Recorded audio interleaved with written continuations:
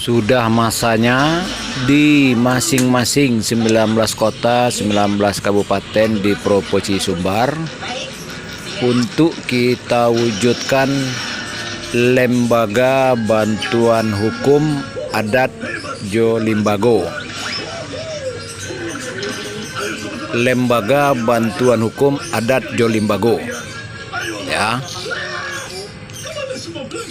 sebagai rival bagi hukum tata pemerintahan yang selama ini lebih banyak menzolimi ranah ulayat tanah masyarakat adat dan budaya, ya.